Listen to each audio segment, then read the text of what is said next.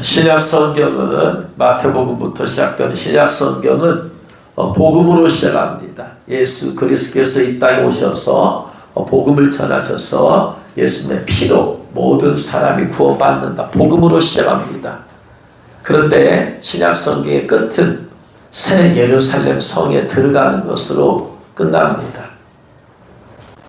창세기 1장에 시작된 창조의 역사는 인류의 타락으로 인해서 신약시대 예수 모셔서 복음을 통해서 영혼을 구원하시는 걸로 그렇게 갔다가 마지막에는 요한계시록 22장이 봤더니 새 예루살렘 성으로 끝나더라.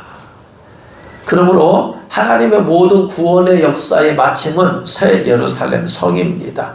그런데 새 예루살렘 성 안에 들어가는 자도 있고 못 들어가는 자도 있더라. 성경은 그렇게 말해요. 그럼 예수님을 안 믿으면 새 예루살렘 성에 못 들어가느냐? 그건 당연한데 예수님을 믿은 사람들 가운데서도 새 예루살렘 성에 들어가는 사람이 있고 못 들어가는 사람이 있더라. 심지어 예수님을 믿는다고 하는 사람들 가운데서 심지어 지옥에 가는 사람도 있다.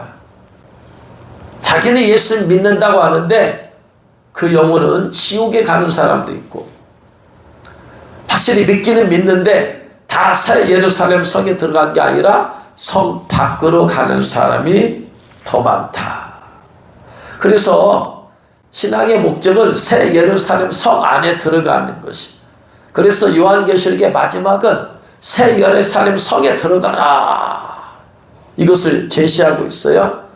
출애굽기에 보면은 이스라엘이 430년 동안 애굽에서 종노릇하잖아요. 종노릇한 그들에게 하나님께서 모세를 통해서 주신 비전이 뭐냐? 젖과 꿀이 흐르는 가나안 땅으로 들어간다. 그러니까 그들은 광야 생활하면서 광야 생활이 얼마나 힘들겠어요. 계속해서 200만 명 이상 되는 사람들이 움직이고 멈췄다. 그 다음에 뭐 차가 어디 있어요? 걸어 다녀야지. 또 때로는 독사, 때로는 추위, 때로는 더위, 또는 이방 민족의 공격. 늘 긴장하며 살아야 되는 것이. 광야에서 마음을 놓을 수가 없어요. 언제 어떻게 어떤 어려움이 있을지 모르기 때문에. 그래서 이 성도들의 신앙생활은 마치 광야와 같아서 광야와 같은 거예요. 그런데 광야와 같은 곳에 마음 놓고 살 수가 없다. 긴장하면서 살아야 된다. 언제 어떤 민족이 아말렉이 쳐들어올지, 모압이 치들어올지, 시험에 들게 할지, 암몬이 그렇게 될지 모르잖아요.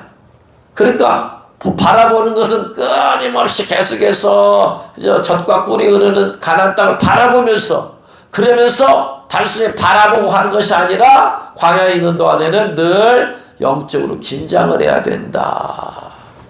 그런 것이. 오늘날 성도도 마찬가지. 계속해서 이 시대를 사는 성도들은 새 예루살렘 성을 바라봐야 된다. 단순히 천국을 바라보는 게 아니라 새 예루살렘, 성경이 말하고 있는 계시록 21장 2장에서 말하고 있는 새 예루살렘 성을 따라합니다. 새 예루살렘 성을 바라보자. 새 예루살렘 성을 바라보자.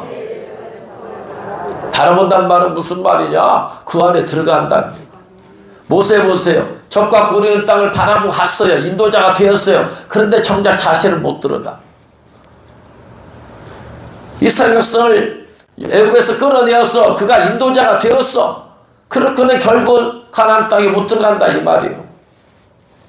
그런 사람이 있다 이 말이에요. 지도자 가운데에서 성도들에게 천국 얘기하다가 결국 자기가 천국 성 안에 못 들어간 지도자도 있다.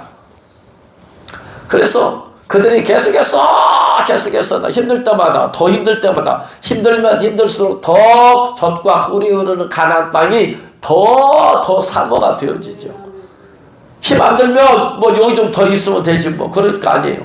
힘 안 들면 뭐 바라볼 게 뭐 있어요. 내가 있는 이곳이 낙원과 같으면 뭐하러 젖과 꿀이 흐르는 땅을 바라봐요. 이스라엘 백성이 430년간 종노릇하면서 그들의 고통이 극에 달하니까 하나님께 부르짖었고, 그래서 하나님께서 소망을 주시는 거잖아요. 그래서 성도들이 이 땅에 살면서 힘이 들고 어려워 말씀대로 살기가, 신앙생활 제대로 하기가 힘들고 어려우면 어려울수록 더 새 예루살렘 성 천국이 더 그리워지게 되는 것이다. 할렐루야. 이 땅에 살면서 힘들지 않아 보세요, 여러분. 힘들지 않아 보면 뭐하러 그리워하겠어요, 그것을. 요즘은 노인 목적이 많았어요. 나이 드신 분들에게 혜택이 많아. 그 거기 여러 가지 혜택이 있어요. 수많은 혜택들이 있어요. 그러다 보니까 나이 드신 분들이 빨리 죽고 싶지가 않아. 왜? 젊었을 때는 쎄 빠지게 일을 해서 고생을 했으니까 여기 좀 더 내가 누리고 싶다. 더 좀 혜택 좀 받고 싶다. 더 혜택 받고 싶다. 그 거쳐왔던 그 어려운 고난의 시기를 지났더니 너무나 좋으니까. 문제는 예수 믿는 분들도 천국을 더 사모해야 되는데 이게 좋으니까 아이고 여기서 더 좋다 저 좋다. 더 살았으면 좋겠다. 빨리 벗어나야 되네. 더 좋은 천국이 기다리고 있잖아요. 어떻게 천국이 노인 복지관하고 비교가 되겠어요? 하나님께서 때로는 우리에게 고난과 어려움을 주시는 이유는 바로 천국을 사모해라. 천국을 사모해라. 우리는 우리의 자아는 편안하면 눌러 있고 싶은 거예요. 힘들면 그냥 가고 싶지 않은 거예요. 현재 편안하면 눌러 있고 싶은 것이 우리의 본 마음이야. 힘든 것을 피하고 싶어. 그런데 천국에 들어가려면 좁은 길을 걸어가야 한다고 했잖아요. 예수님께서. 좁은 길 걷는 자만이 그것이 생명의 길이고 새 예루살렘 성안에 들어갈 수 있는데 우리의 자아는 좁은 길보다는 넓은 길을 좋아해요. 그러니까 하나님께서 가끔은 어려운 길을 주셔요. 힘든 길을 주셔. 그렇고 뭐하라? 이 땅은 어차피 힘든 곳이야. 그러니까 새 예루살렘 성을 바라보라. 할렐루야. 그래서 여러분 이 땅에 사는 것은 우리가 바라보는 것은 새 예루살렘 성을 바라봐야 되고 사는 이유는 사명 때문이다. 사명. 누구나 태어날 때마다 사명을 주셨다고 그랬어요. 사명을 주셨어. 하나님께서 각 사람의 영을 각 나라와 각 지방과 각 부모에게 지시해서 너는 여기서 태어나 한 명 한 명씩 전부 다 지시하셔서 부모에게서 태어난 거죠. 왜 지시하셨겠어요? 하나님이 하시는 모든 일에는 하나님 우연은 없어요. 하나님 실수는 없다. 하나님 반드시 모든 계획과 뜻이 있다. 하나님의 모든 계획과 뜻을 이 땅에서 이루는 것이 바로 우리의 사명이더라. 근데 우리가 잘 알 수 없기 때문에 여기신 하나님이 감춰준 것이기 때문에 그분 안에 들어가야 돼. 그분 안을 마음을 더 깊이 파야 돼. 그러면 그 안에 있는 것이 터져 나오게 되어 있어요. 주님을 더 깊이 파야 돼. 왜냐하면 감춰진 비밀이기 때문에. 사명은 비밀이에요. 각 사람을 향한 사명은 비밀이다. 그 비밀을 그냥 드러내면 그게 비밀이 아니야. 보세요. 이 꽃이 있어요. 꽃이 들이는데 이게 무슨 비밀이야. 근데 여기를 책부자기로 덮어놔버려요. 덮어놓으면 뭐가 있는지 몰라. 책부자기 속에 비밀이 감춰져 있어. 책부자기를 덮은 것을 벗기면 드러나는 거죠. 그래서 우리를 향하신 모든 사람, 여러분을 향하신 모든 하나님의 비전과 계획은 그분 안에 깊이 들어가야 된다. 그랬을 때 하나님께서는 밭에 감칠 보화처럼 그것을 감춰진 것을 파는 자가 비전을 깨닫게 되고 사명을 깨닫게 되어지더라. 할렐루야. 그래서 예수를 믿었으면서도 지옥에 가는 사람들도 있고 성 밖으로 가는 사람도 있는데 반드시 새 예루살렘 성 안에 들어가라. 새 성 안에 들어가라 라고 말하는 것이 계시록의 주제예요. 성 안에 들어가라. 그 지금이 계시록 시대고 그래서 계시록 시대의 모든 초점은 성 안에 들어가라. 성 안에 들어가려면 이기는 자가 되어야 된다. 반드시 이기는 자가 되라. 성 안에 들어가려면 신부 예복을 입어야 된다. 성 안에 들어가려면 신부 예복을 빨아야 된다. 성 안에 들어가려면 때로는 죽음을 각오하면서까지 믿음을 지켜라. 아무나 못 들어간다 그거예요. 쉽게 못 들어간다. 그래서 그 길은 좁은 길이다. 새 예루살렘 성을 향해서 가는 길은 넓은 길이다. 좁은 길이다. 좁은 길이다. 좁은 길. 그 좁은 길을 선택한 사람만이 갈 수 있어. 그죠? 좁은 길을 선택한 사람만이 갈 수 있다. 어떤 분이 그런 말을 했어요. 인생은 어떻게 살면 우리가 멋지게 살 수 있느냐? 했더니 인생은 미쳐야 된다. 미쳐야 된다. 뭐 생각? 미치. 세상 사람들 가운데서요, 그냥 어리버리하게 사는 사람이 있고요, 남들보다 뛰어나게 앞서가는 사람들이 있어요. 앞서가는 사람 특징을 봤더니 뭐다? 미쳤더라. 그 분야에 미쳤더라. 축구에 미쳤더라. 그러면 손흥민이 되는 것이고, 야구에 미쳤더라. 그러면 베스트 11이 국가대표가 되는 것이고, 농구도 미친 사람들이 대표가 되는 것이 뭐든지. 사랑에도 미친 사람이 그 안에서 사랑의 기쁨을 맛보는 것이지, 미치지 않은 사람은 사랑의 기쁨을 알지 못해. 그러면은 예수님 믿는 사람들도 뭔가 미쳐야 된다. 근데 시시한 인생을 사는 사람이 있다. 어떤 사람이 시시한 인생을 사는 사람이냐? 시시한 것에 미친 사람이 시시한 인생을 사는 것이다. 시시한 것에 미치면 시시한 인생을 사는 거예요. 보람 있는 인생을 사는 사람은 보람 있는 일에 미치면 보람 있는 인생을 사는 거예요. 의미 있는 인생을 사는 사람은 의미 있는 일에 미치면 의미 있는 삶을 사는 거예요.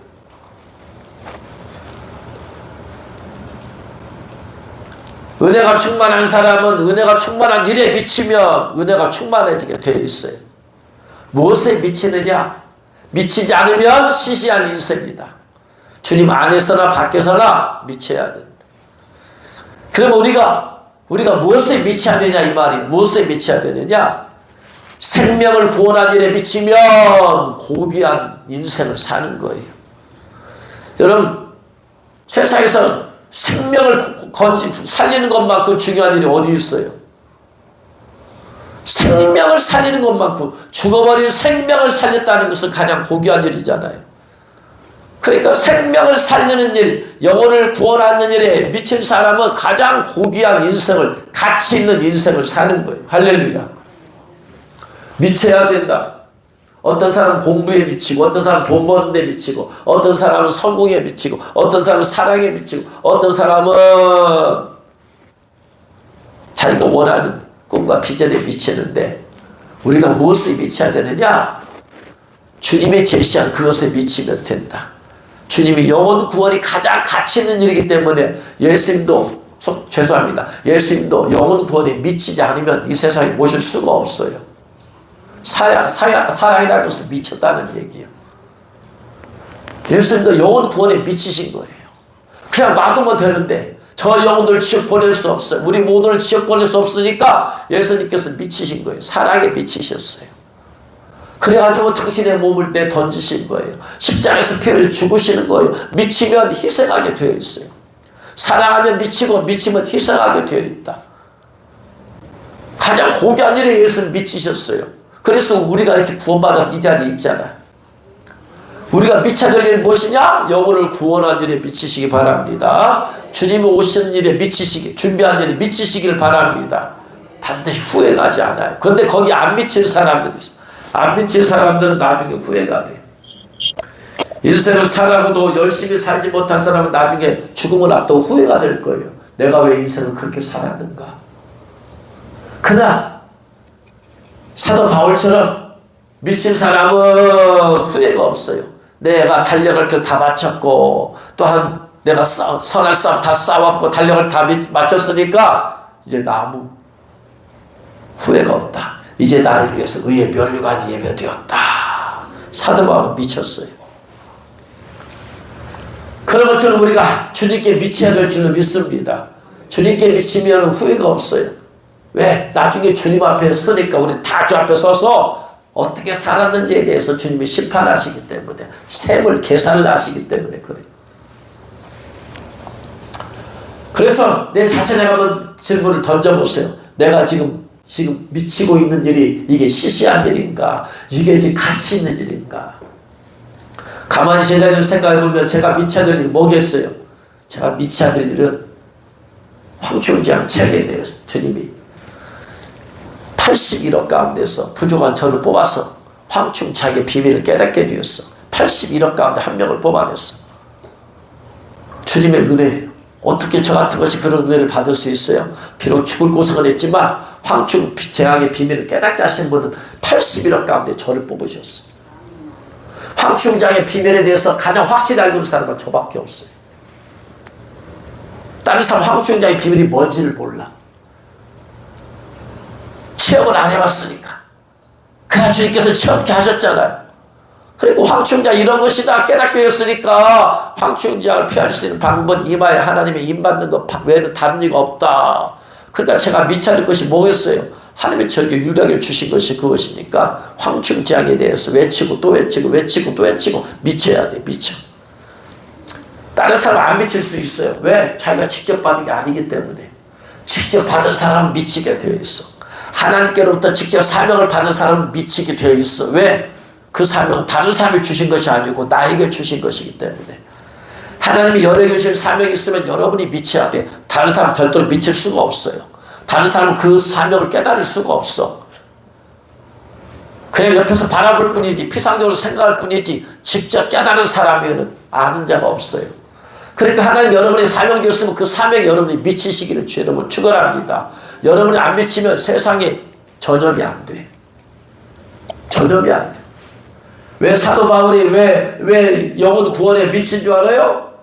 예수님 만나고 봤더니 내가 죄인 중에 괴수구나. 내가 예수님 안 믿었더라면 나 지옥에 갈 뻔했구나. 나는 예수님을 믿는 사람을 핍박하는 것이 하나님의 뜻으로 알았는데 그게 잘못됐구나. 주님께서 사도 바울에게 사명을 주셨고 계시해 주셨기 때문에 사도 바울은 안 미칠 수가 없어요. 사도 바울이 받은 사명을 누가 대신할 수 없다. 내게 주신 사명을 누가 대신해요? 그걸 가장 깊이 깨달은 사람이 자기 자신인데 여러분 주신 사명을 다른 사람이 대신할 수 없어요. 왜? 여러분이 주신 사명이야. 그러니까 사명을 받은 사람이 목숨을 걸어야 된다. 그래서 계속해서 전염을 시켜야 된다. 계속해서 전염을 시켜야 되는데 주님이 주신 사명은 전부 다 생명과 연관되어 있더라. 가치 있는 삶을 사는 거예요. 그렇기 때문에 주님이 주신 사명에 미친 사람은 나중에 죽을 때 후회가 없어요. 주님 맡긴 사명 내가 생명 다해서 다 감당했습니다. 후회가 없어. 사도 바울처럼 이 나를 위해서 의의 면류관 예배되었노라 라고 고백할 수밖에 없다. 그리고 각자 주신 사명에 미치시기를 주의 이름으로 축원합니다. 남들이 안 미쳐도 있잖아요. 나만 미치면 돼. 또 나밖에 미칠 사람이 없어. 여러분 황충장이 퍼뜨리는 사람 누구겠어요? 가장 최전선에 서서 전해야 사람이 누구겠어요? 가장 잘 아는 사람이 황충장이 뭔지. 모르는데 어떻게 앞장서요? 모르는데 어떻게 목숨을 걸어요? 알아야 목숨을 걸지. 그러므로 이 마지막 때 여러분 주님 오시면 여러분 미치시기를 주 여러분 축원합니다. 그래서 그래야지 여러분이 그 새 여러분 성 안에 들어갈 수 있는 거예요. 그래야지 여러분이 미치게 다른 사람도 끌어낼 수가 있는 거예요. 아동과 예배 드리는데요. 앞에서 선생님이 율동하잖아요. 율동에 선생님이 100%로 해요. 그럼 아이들은 100%로 할까요? 그 이하로 할까요? 그 이하로 하죠.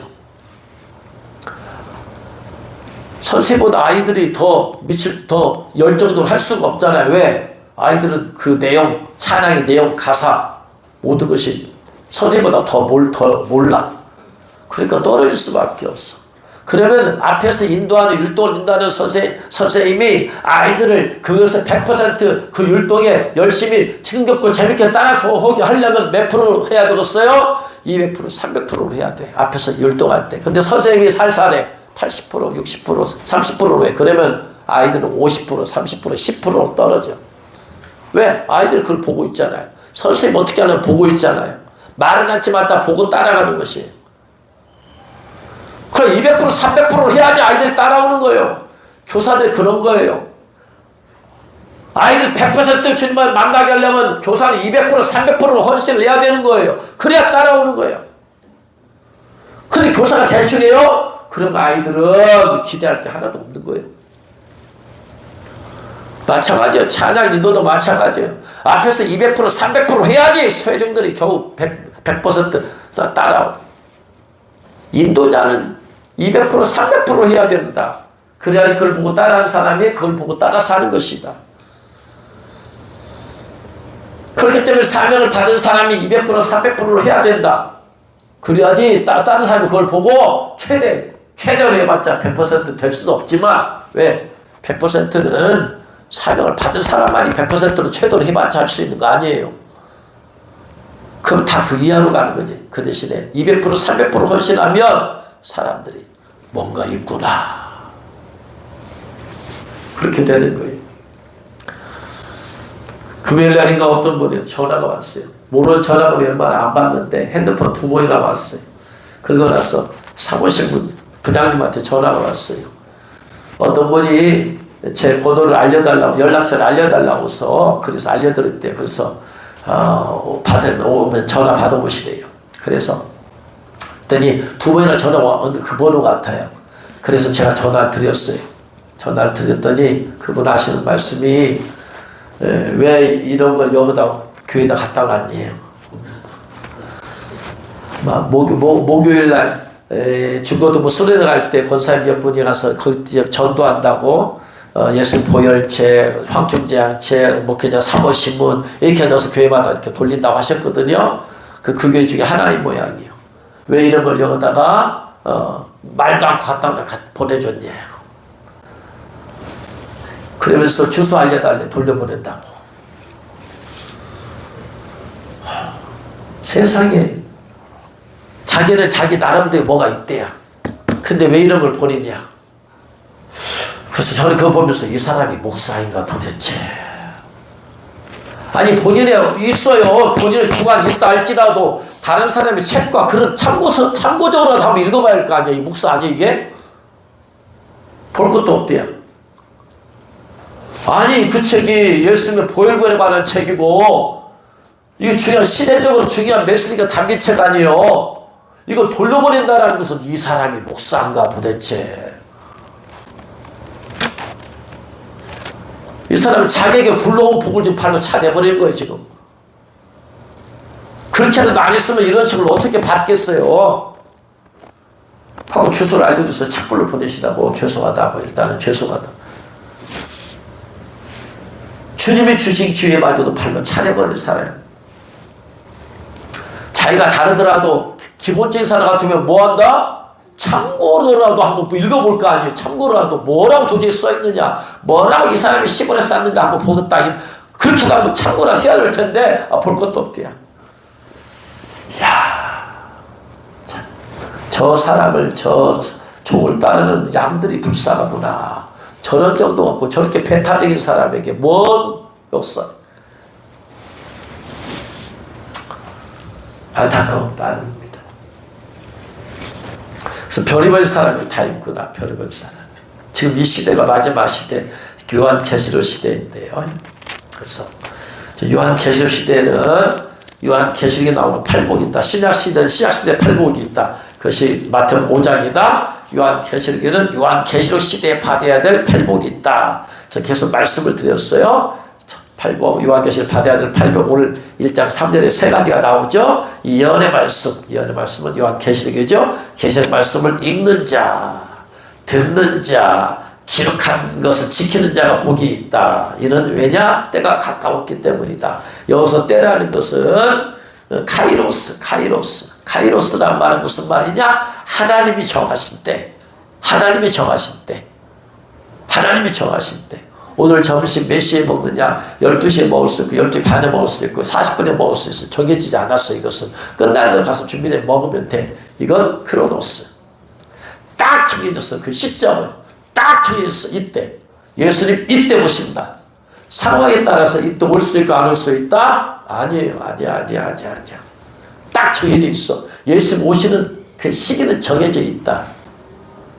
그 시기가 가까웠다. 예수님 공중 강림할 때가 가까웠다. 그러니까 예수님 공중 강림할 때가 가까웠으니까 그 외가 가장 많이 내용이 들어있는 계시록. 예수님 오실 때 어떤 징조가 있느냐? 어떤 시대적인 징조가 있느냐? 무슨 일들이 있느냐? 계시록이 나와 있다. 그러니까 이걸 읽어라. 읽으면 시대적인 사인을 알 수 있다. 시대적인 징조를 깨달을 수 있다. 할렐루야. 그러므로 지금은 계시록을 인봉한 것을 이제는 벗겨는 드러내서 계시록 말씀을 드려야 될 때다. 100년 전만 해도 200년 전만 해도 계시록 말씀이 계시록 시대가 아니기 때문에 인봉하면 됐어요. 그러나 이제는 인봉한 것을 벗겨내서 계속 읽어라, 들어라, 그리고 이 가운데 기록한 것을 지켜라. 지켜야지 새 예루살렘 성에 들어간다. 지켜야지 주님 공중 강림을 준비할 수 있다. 지켜야지 대환란에서 이기는 자 된다. 할렐루야. 세 가지. 네 번째는 대환란 때에 순교하는 자가 복이 있다. 계시록 14장 13절에 지금 이후라는 것은 계시록 14장 13절에서 말하는 지금은 바로 대환란 시대이다. 적그리스도가 전 세계 모든 사람을 용종종표 메리침을 받게 만들고, 그래서 그거 안 받으면 다 뭐든지 매매생활을 못한다. 쌀도 못 사고 자동차 운전에 기름도 못 사고 병원도 못 가고 결제가 안 돼. 다 칩을 받아야 된다. 그래서 안 받는다. 나 안 받는 것다. 왜? 성경 말씀한테 이거 받으면 다 지옥 간다고 했으니까 나 안 받는다 했을 때 안 받는 사람은 죽임을 당하기도 하고 감옥에 가기도 한다. 감옥 가서 죽임을 당하기도 한다. 이때 주 안에서 죽는 자들이 표 안 받고 순교하는 자가 복이 있다. 네 번째 복. 그 다음에 다섯 번째 복이 16장 15절 누구든지 자기 옷을 지켜, 자기 옷이라는 것은 신부 예복이더라. 신부 예복을 입고 지키는 자는 복이 있다. 이 말은 무슨 말이냐? 옷이 벗겨질 수도 있다. 죄를 짓고 회개 안 하면 더러워지다 나중에 벗겨져 버린다. 그래서 예복은 입었지만 회개를 게을리해서 거룩하게 살지 않아서 휴가 못 든 사람도 많이 있을 것이다. 그러므로 잘 지켜라. 깨끗한 상태로 지켜라. 빛나고 깨끗한 세마포 흰색 상태로 지켜라. 그래서 옷을 지키는 성도, 다섯 번째 영적으로 끼어 자기 옷을 지키는 성도가 복이 있다. 여섯 번째 혼인잔치에 청함을 받은 자가 복이 있다. 그래서 계시록 19장 9절에 어린 양의 혼인잔치에 청함을 받은 자들이 복이 있다. 그런데 청함을 받은 것만으로는 안 돼요. 왜냐? 청함은 누구나 받았어요. 혼인잔치에 누구나 오도록 예수님 믿는 사람들 모두를 혼인잔치 와라 다 초대했어요. 그런데 그걸 거절하는 사람도 있고, 그 다음에 오긴 왔는데 예복을 입지 못한 사람도 있더라. 그래서 청함, 마태복음 22장 10절에 그의 내용이 있죠. 마태복음 22장 10절에 종들이 길에 나가 악한 자나 선한 자나 만나는 대로 모두 데려오니 혼인잔치에 손님이 가득했어요. 청함을 받았어요. 청함을 받아서 이제 왔어요. 혼인잔치에. 근데 왔는데 혼인잔치에 손님이 가득 있는데 임금이 하나님 아버지죠. 손님들을 보러 들어올 때 거기 예복을 입지 않은 한 사람이 있더라. 그러니까 나머지는 다 예복을 입었어요. 근데 예복을 안 입고 들어온 사람 한 명 있더라. 그러니까 친구여 어찌하여 예복을 입지 않고 여기 들어왔느냐 하니 그가 아무 말도 못하거늘 임금이 사환들에게 말하되 그 손발을 묶어 바깥 어두운 데로 내 던져버려라. 거기서 슬피 울며 이를 갈게 되리라. 혼인잔치에 그러면서 하시는 말씀이 무슨 말이냐? 청함을 받은 자는 많되 택함을 입은 자는 적다. 그러니까 혼인잔치에 청함을 받은 것만으로도 복이 되지만 청함을 받았다는 그 자체만으로 안 되고 뭐가 돼야 된다? 택함을 받아야 된다. 택함을 입어야 된다. 택함을. 혼인잔치에 우리는 모든 성도들은 다 청함을 받은 자예요. 그런데 이 가운데 예복을 입은 사람이 있고 못 입은 사람이 있더라. 지금은 괜찮아. 아직은 혼인잔치가 아직 안 이루어졌으니까 앞으로 이루어질 테니까. 혼인잔치는 어디에서 이루어진다? 언제 이루어진다? 혼인잔치는 언제 이루어져요? 어디서 이루어져요? 언제 있어요? 혼인잔치는? 보세요. 19장 9절에 보면은 혼인잔치에 청함을 받은 자들은 복이 있다고 그랬어요. 그 혼인잔치가 19장 9절에서 끝난 거예요? 안 끝난 거예요? 지금? 끝났으면은 과거로 돌아갔을 거예요. 과거형으로 썼을 거예요. 근데 혼인잔치 청함을 아직도 받았어. 그러니까 앞으로 혼인잔치는 앞에 두고 있어요. 앞으로 19장 9절에서 더 혼인잔치에 참여할 수 있는 사람들이 있다 이 말이야. 이때가 어느 때냐? 19장 9절이 어느 때예요 지금. 시기적으로 볼 때 어느 때다. 앞으로 이루어질 때가 어느 때다. 19장 9절에 그렇게 되어 있어요. 그 다음에 그럼 이 말씀 다음에 일어난 일이 뭐냐? 11절 말씀. 또 내가 하늘이 열린 것을 보니 보라 백마와 그것을 탄 자가 있으니 그 이름은 충신과 진실이라. 그가 공의로 심판에 싸우더라. 14절 하늘에 있는 군대들이 희고 깨끗한 세마포 옷을 입고 백마를 타고 그를 따르더라. 이게 어떤 모습이에요? 예수님이 지상 재림하시는 모습이죠. 지상 재림하시는 모습이에요. 지상 재림은 언제 있다? 언제 있다? 대접재앙까지 다 마치고 난 다음에 있다. 대환란이 끝나고 3년 반의 대환란이 끝나고 7 대접재앙이 있고 대접재앙이 끝나고 예수님이 재림하신다. 이 땅에 재림하셔서 하는 일이 무엇이냐? 19절 말씀 보니까 내가 봄에 그 짐승과 땅의 임금들과 그들의 군대들이 모여 그 말탄 자와 그의 군대와 더불어 전쟁을 일으키다가 짐승이 잡히고 그 앞에 표적을 행하던 거짓 선과 함께 잡혔으니 이런 짐승이 표를 받고 그의 우상에게 경배하는 자들 표적으로 미혹하는 자라. 이 돌이 상처로 유황불 묻는 못에 던져지고 그 나머지 말탄 자 입으로 나오는 검의 죽음에 모든 새가 그들의 살로 배불리더라. 지성 재림하시더라. 그 다음에 그러면 지상 재림하고 나서 그 다음에 20장에 뭐가 있더라? 네, 천년왕국이 4절에 천년왕국이 펼쳐져요. 그러니까 혼인잔치는 어디에서 이루어지느냐? 천년왕국에서 이루어진다. 그 천년왕국은 언제 이루어지냐? 대접장까지 끝나고 예수님이 지상 재림하셔서 심판하시고 땅에 있는 모든 사람들, 표받은 사람을 심판하시고 이제 천년왕국에 들어가시더라. 그때 천년왕국에 참여하는 것, 그것이 혼인잔치예요. 천년왕국이 혼인잔치.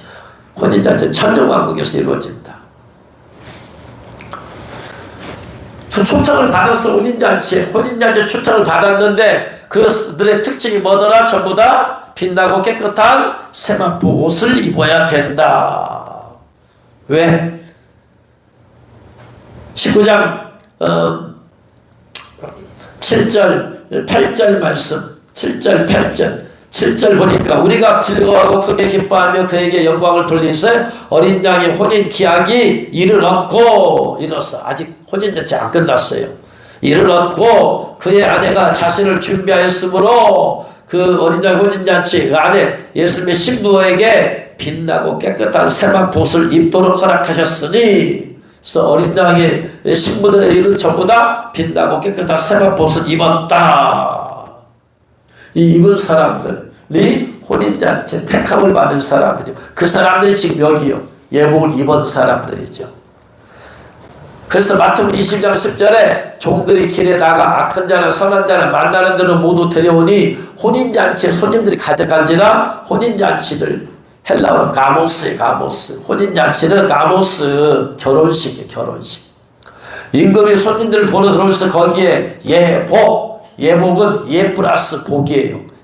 가모스, 복, 엔디마. 그러니까 예복이라는 것은 가모스, 결혼식에 복, 엔디마, 옷, 외투. 그러니까 예복이 뭐냐? 결혼식에 입는 옷을 입지 않은 사람이 있더라. 혼인잔치. 너 왜 예복도 안 입고 혼인잔치에 참여했느냐? 그러니까 할 말 없으니까 내쫓아버려라. 나머지 사람들은 다 예복잔치에 예복을 입고 혼인잔치에 참여했다. 그러므로 천년왕국에 들어가는 사람들은 전부 다 뭘 입었다? 신부 예복을 입었다. 신부 예복을 입은 사람들만 천년왕국에 들어가고 거기가 바로 혼인잔치더라. 혼인잔치. 그래서 혼인잔치에 청함을 받은 것만으로 안 돼요. 플러스 택함까지 받아야 된다. 택함을 받지 못한 사람은 어떻게 되더라? 바깥 어두운 데로 내쫓아라. 바깥 어두운 데. 성 밖으로 내보내라. 성 안에는 못 들어온다. 새 예루살렘 성 밖으로 내보내버려. 거기서 뭐 하는가 봤더니 손발을 묶어버리래.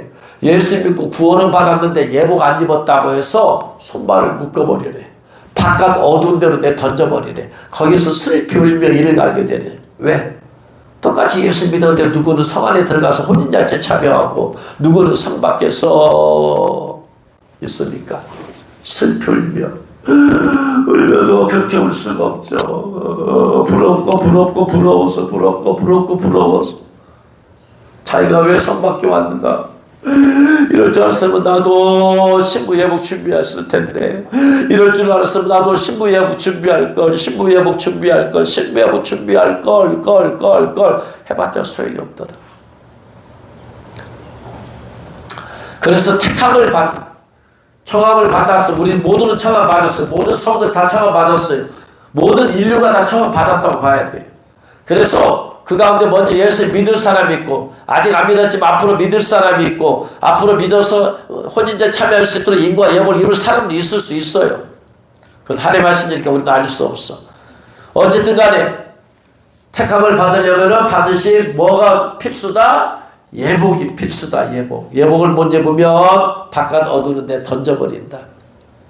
그래서 예복을 입은 사람, 이걸 택함을 입었다. 에클렉토스, 이 말은 정선했다. 정선이 뭐냐면 치밀하게 잘 가려서 뽑았다. 성도들을 치밀하게 잘 가려서 뽑았어요. 그 사람이 뭐다? 신부 예복을 입은 사람들이다. 그래서 주님께서는 신부 예복을 입은 성도들에게 너는 나의 존귀한 신부다. 존귀하다는 말씀 꼭 하세요. 주님께서는 너는 나의 존귀한 신부다. 성도들도 존귀하지만 진짜 존귀는 예복을 입어서 혼인잔치에 들어갈 수 있는 자격을 갖추는 성도들이 존귀한 신부다. 그러면 반드시 신부 예복을 입어야 될 줄로 믿습니다. 반드시 여러분 모두가 다 신부 예복 다 입으시고 그래서 택함 혼인잔치에 초청을 받고 또한 택함 받았을 길을 주의 이름으로 축원합니다. 그 다음에 일곱 번째 20장 6절이에요. 계시록 20장 6절. 첫째 부활에 참여한 자들 복이 있다. 첫째 부활이 있다는 얘기는 둘째 부활도 있다. 이 말이에요. 그럼 둘째 부활은 언제 있느냐? 둘째 부활은 언제 있어요? 네? 백보자 심판 때 있다. 백보자 심판. 크고 흰 보좌를 주님께서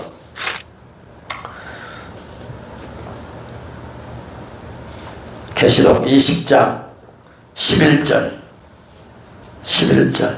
보니까 내가 보니 크고 큰 흰 보좌, 그래서 백이라고 해서 보좌가 100개라는 얘기 아니고 흰 백자예요.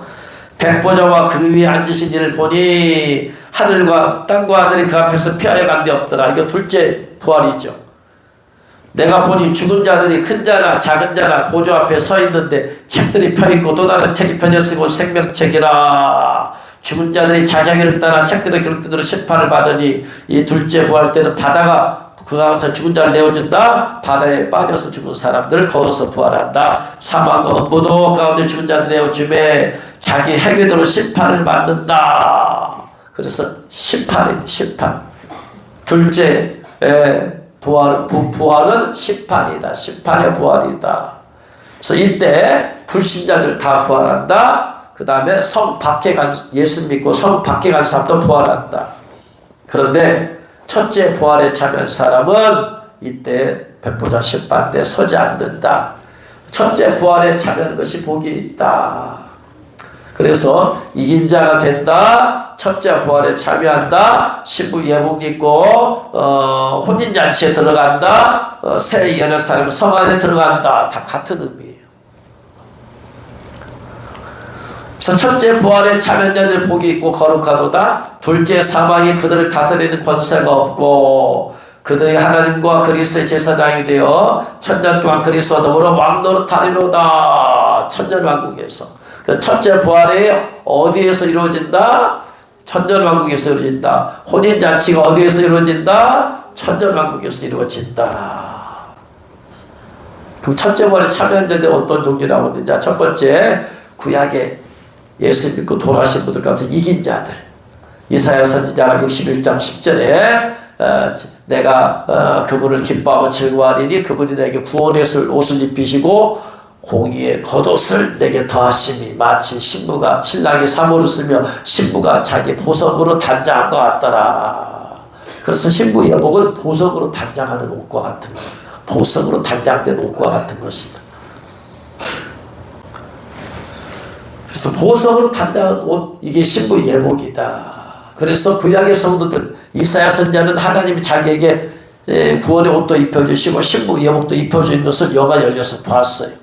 그래서 구약의 성도들은 전부 다 이긴 자들은 성 안에 있는 자들, 지금 성 안에 있는 자들은 다 그때 첫째 부활에 참여하죠. 두 번째, 예수님 공중 강림 전에 예수님 믿고 돌아가신 성도들 가운데서 또 이긴 자들.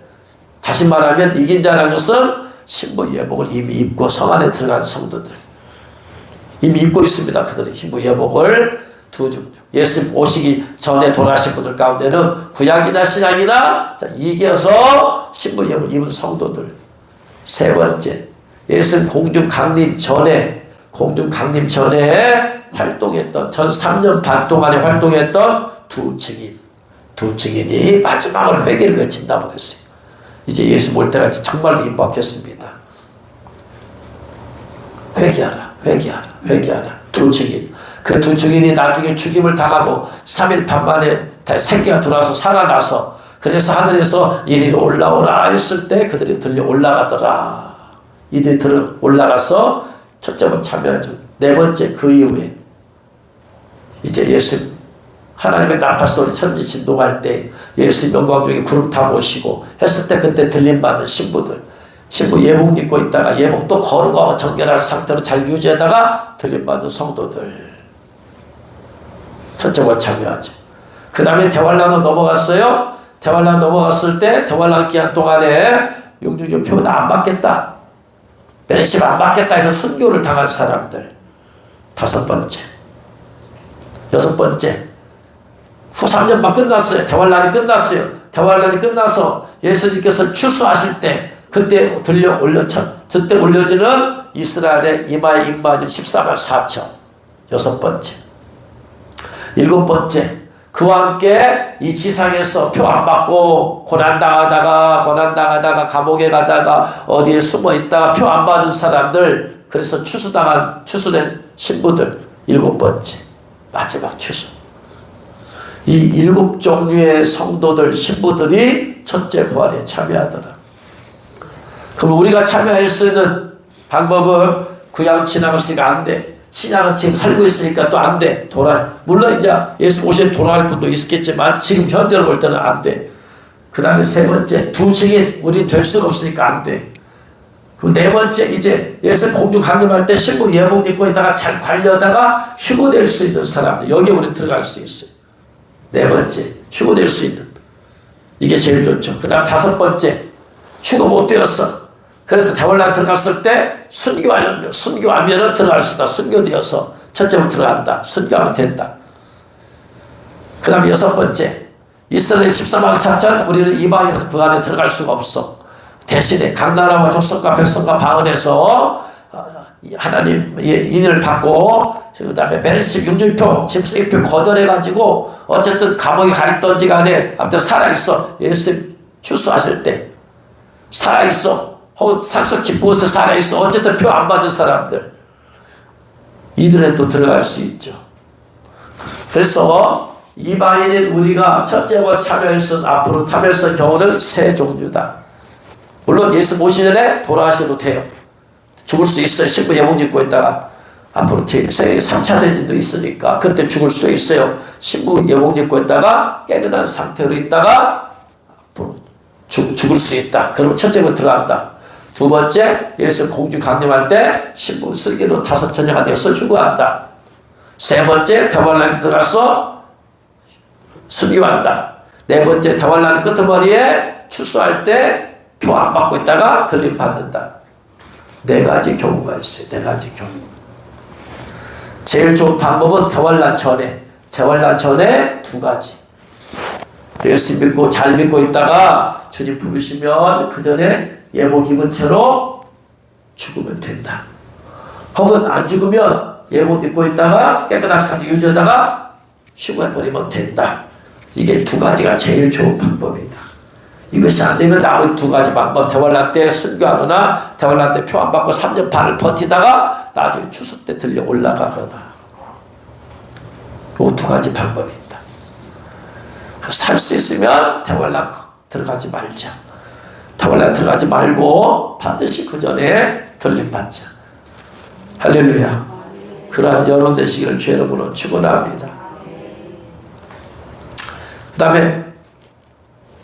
그 다음에 또 여덟 번째 계시록 22장 7절에 보니까, 계시록 22장 7절 말씀을 또 보겠다고 그랬어요. 보라, 내가 속히 오리니 이 예언의 두루마리의 예언의 말씀을 지키는 자가 복이 있다. 그런데 지키는 자의 복은 1장 3절에 오늘 나왔어요. 이 예언의 말씀을 읽는 자와 듣는 자와 그 가운데 기록한 것을 지키는 자가 복이 있다. 같은 말씀이에요. 겹쳐진 말씀이에요. 그러니까 또 셀 필요가 없어요. 셀 필요가 없어요. 넣을 필요가 없어요. 지키다, 테레오, 지키다, 준수하다. 이 말씀을 지켜라, 준수해라. 그러면 이제 진짜 여덟 번째, 아홉 번째로 나오지만 진짜 여덟 번째죠. 계시록 22장 14절. 계시록 22장 14절. 읽습니다. 자기 두루마기를 빠는 자들은 복이 있으니 이는 그들의 생명나무에 나가며 문들을 통하여 성에 들어갈 권세를 받으려 함이로다. 자기 두루마기, 스톨레란 말은 겉옷이라는 말이에요. 그러므로 신부 예복을 뜻하는 또 다른 말이에요. 두루마기는 신부 예복이.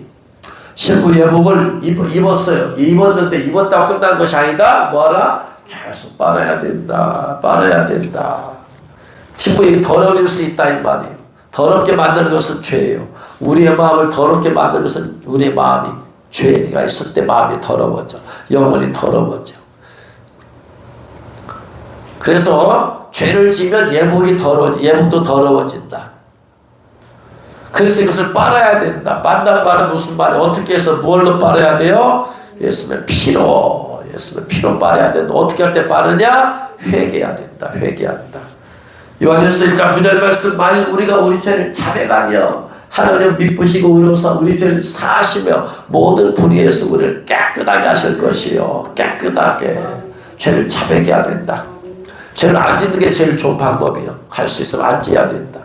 그러나 우리는 연약해서 또 알게 모르게 죄를 지으니까 부지런히 회개해야 된다. 안 지으려고 너희가 죄와 싸우되 피 흘리기까지 싸우지 않느냐. 왜? 죄 안 지으려고 피 흘리기까지 싸워라. 피 터지게 죄 안 지으려고 무릎을 쳐라. 그리고 어쩌서 죄를 지었을 때, 연약했을 때 합리화하지 말고 변명도 하지 말고 무조건 회개해라. 티끌만한 죄까지 회개하고 또 회개하고 죄가 내 안에 머무르지 못하게 하라. 마귀라는 놈은 우리 마음에 사랑채 들어왔다가 나중에 안방을 차지하려고 그래. 사랑방이 살짝 들어와서 손님으로 들어왔다가 가만히 두면 나중에는 안방까지 들어와서 지가 마음의 주인 노릇하려고, 내 인생의 주인 노릇하려고 그래. 사랑채 들어왔을 때 쫓아내버려야 돼. 더러운 귀신은. 왜냐? 어둠에 그렇게 들어올 때 죄를 가지고 들어오거든요. 죄를 가지고 들어오니까 사랑채 있을 때 쫓아버려야 되고, 어디? 마귀의 목표는 우리 안방, 마음의 중심에 안방까지 들어오는 것이 목표예요. 처음부터 안방 못 들어오니까 사랑채 발 하나 집어넣었다가 가만히 냅두면 발 하나 더 들어왔다가 그 다음에 사랑채 주저앉았다가 그 다음에 또 건넌방에 발 집어넣었다가 괜찮으면 또 내 회개 안 하면 또 한 발 또 집어넣었다가 건넌방에 있다가 그 다음에 앞방에 발 집어넣었다가 또 회개 안 하고 가만히 있으면 또 그 안에 완전히 자아가려고 그래. 초장에 그냥 끝내버려야 돼. 그래서 티끌만한 죄까지 회개를 해버려야 된다. 그래서 계시록 7장 17절에 내가 말하기를 내 중에 당신이 아시나이다 하니 그가 나에게 이르되 이는 큰 환난에서 나오는 자들인데 어린 양의 피에 그 옷을 씻어 이게 하였다. 신부 예복을 씻는 것은 뭐밖에 없다. 어린 양의 피밖에 없다. 회개할 때 예수님의 피가 깨끗하게 한다. 할렐루야. 그래서 부지런히 회개하라. 날마다 회개하라. 날마다 티끌만한 죄까지 회개해라. 죄가 쌓이면 세력이 커져요. 어둠이 여기 처음에 저만 들어왔지만 나중에 다른 귀인들 자꾸 불러들여. 내가 먼저 건넌방에 들어가 있을게. 건넌방에 들어와. 갖고 가만히 두면 다른 귀신 또 건넌방에 또, 야, 발 하나 집어 넣어봐. 가만히 있으면, 야, 하나 너도 들어와. 또 불러들여, 건넌방에서. 조금만 기다려. 내가 이제 사랑채에서 뭐, 그렇게 해서 이렇고 나서 나 이제 건넌방에 갈 테니까 내가 먼저 갈 테니까 기다려라. 건넌방 씨가 들어가. 그 다른 귀신들 또 건넌방에 들어오게 만든 작은 방에 들어와 괜찮아. 야 가만히 있다. 야 회개 안 는데 괜찮아. 너 들어와도 되겠다. 들어오면 이제 내가 안방 찾을게. 내가 좀 이따 부를게. 좀 기다려봐. 갖고 지가 또 안방에 딱 들어가. 회개 안 하고 가만히 있으면 야 됐다. 너도 들어와. 죄를 회개 안 하면 안 할수록 어둠의 세력은 점점 강해진다. 마음은 점점 더 완악해지고 마음은 점점 더 무디어지고 죄에 대해서 영적으로 점점 더 잠이 들어지게 되어 있고, 그러니까 초전에 티끌만한 죄도 용납하지 말고 회개해버려야만 된다. 그래야지 두루마기를 빨지 않은 자들은 빠른 자들 복이 있다. 그들이 생명나무에 나아가면, 생명나무는 어디에 있느냐? 생명나무는 하나님의 보좌가 있고 보좌의 중심에 생명수 강이 흐르는데 생명수 강 좌우에 있더라. 생명나무가 그래서 한 달에 한 번씩 바꿔가면서 열매를 맺더라. 나무는 하나인데 1월에 샤인머스켓, 2월에 딸기, 3월에 포도, 4월에 사과, 5월에 배. 예를 들자면 달마다 1년에 나무는 하나인데 12가지 종류의 열매를 맺더라. 희한하죠? 인간의 세상을 할 수가 없는 일이 천국에서는 놀라워. 그래서 성 안에 있는 사람은 그걸 따르면서 천국에 성국에 더 기쁨과 즐거움을 만끽을 하는 거예요. 안 먹어도 괜찮아. 안 먹어도 죽지 않아. 근데 먹음으로써, 그런 걸 먹음으로써 천국의 풍성을 더 누리게 되어지더라. 그러다 성 밖에는 없다. 그런 게.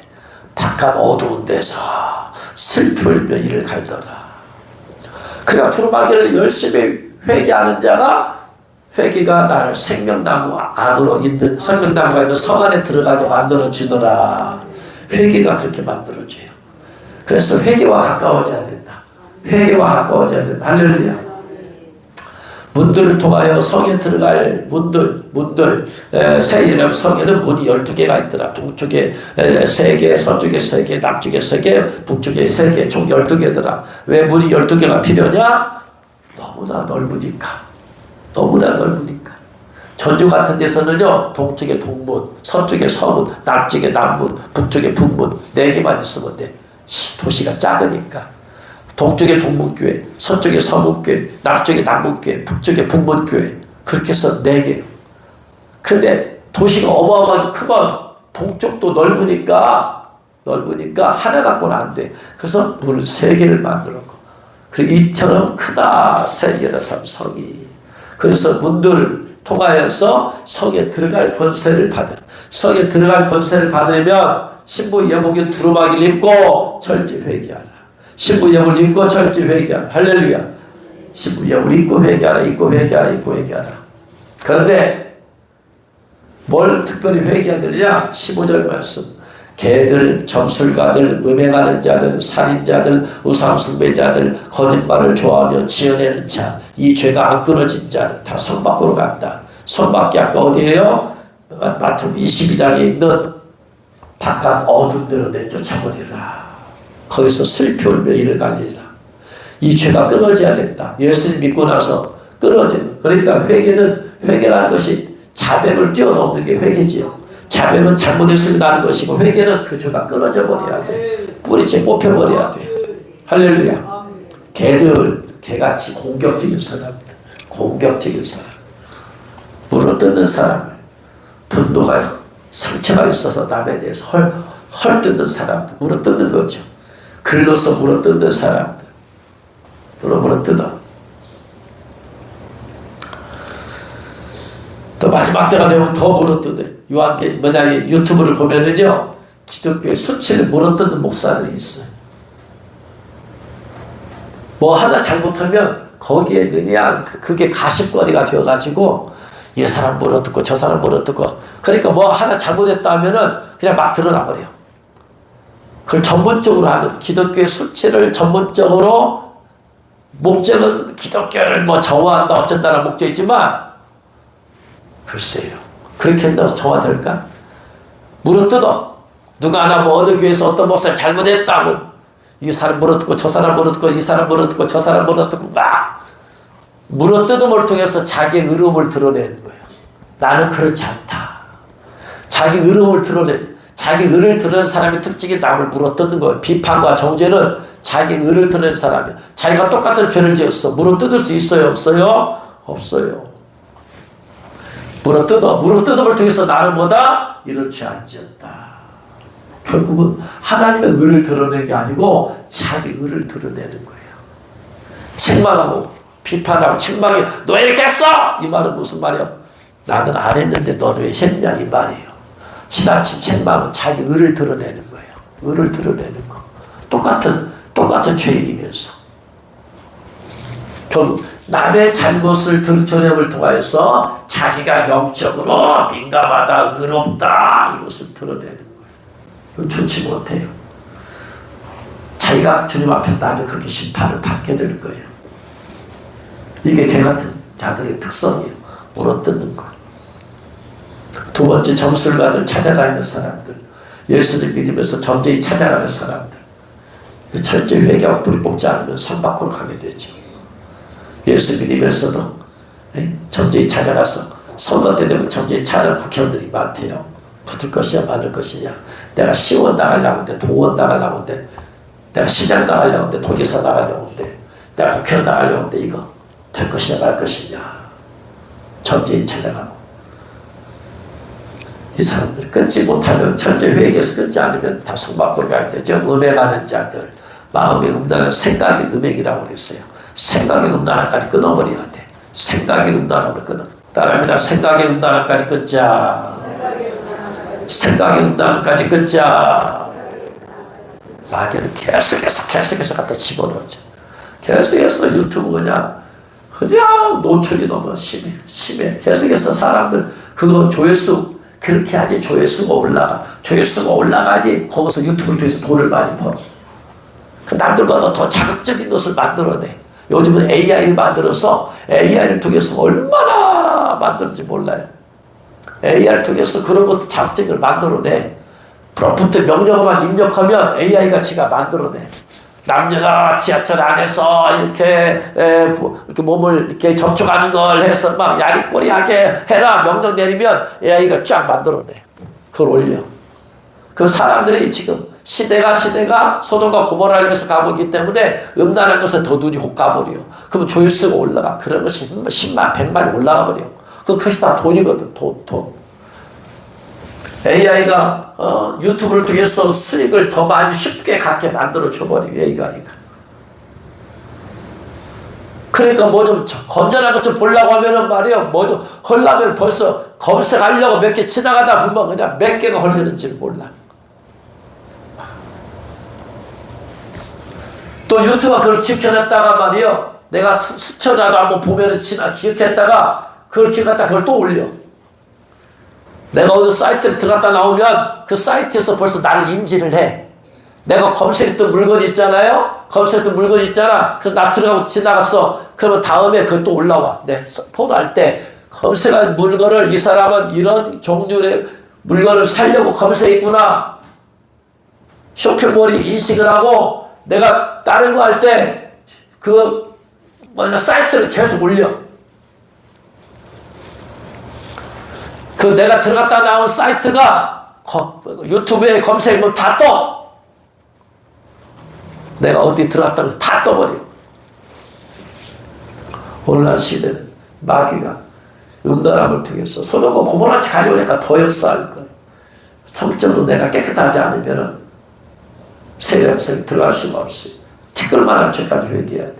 살인자들 미워하는 것이 살인이라고 써요. 내가 미워하는 사람이 한 명도 없어야 돼. 한 명도 없어야 된다. 마귀는 미움을 통해서 상처 있는 사람을 통해서 계속해서 날 미혹해. 미워해라. 회개하고 끊어버려야 돼. 우상숭배, 탐심이 우상숭배라고 써요. 세상을 탐심을 회개 끊어버려. 탐심을 피워버려. 거짓말을 좋아하는 죄는 자, 사실보다 더 플러스해서 뻥튀겨 살려고 하지도 말고. 이런 죄를 철저히 끊어버리라. 안 끊으면 다 성밖에 간다. 성밖에 간다. 그래서 회개가 말은 단순히 회개 안 하지만 실제적인 회개는요, 자기 자신, 자기 여신과의 싸움이야. 왜? 이 사소한 죄를 내가 기도하면서 찾아내야 되잖아. 나도 모르게 들어와 있던 죄를 내가 찾아내야 되는 작업은 이거 신경을 깊이 써야 되는 거야. 이거 정말로 신경이 곤두세워야 되는 거야. 저절로 쉽게, 여러분, 큰 죄는 저절로 떠오르게 돼 있어. 근데 사소한 죄는 내가 집중해야만 되는 거예요. 큰 소리는 내가 가만히 있어도 들려. 작은 소리를 들으려면 내가 집중을 해야 작은 소리가 들리듯이, 작은 죄를 찾아내려면 내가 기도하면서 영적으로 집중을 해야 돼. 내가 사소한 죄가 있냐 없냐, 그것이 날마다, 그것도 하루 이틀도 아니고 날마다 해야 된다고 생각해 보세요. 작은 일이 아니야. 작은 일이. 그러나 해야 돼. 왜? 내 영혼을 깨끗하게 하려면 반드시 해야 된다. 건너머식으로 기도해봤자 안 돼, 이 말이야. 네? 건너머식으로, 거달기식으로 기도로는 작은 죄를 발견을 못하는 거예요. 내가 영적 가능한 더 깊이 들어가서 티끌만한 죄라도 찾아내려고 할 때 성령께서 더 깊이 들어갈 때 깨닫게 해주시더라. 이제 말씀 마칩니다. 요한계시록에 말하고 있는 복 있는 자 8종류. 첫 번째, 계시의 말씀을 읽는 자. 두 번째, 듣는 자. 세 번째, 계시의 말씀을 지키는 자. 네 번째, 대환란 때 순교하는 자. 다섯 번째, 깨어 자기의 몸을 지키는 자. 여섯 번째, 혼인잔치에 청할 받은 자. 일곱 번째, 첫자번에 참여한 자. 여덟 번째,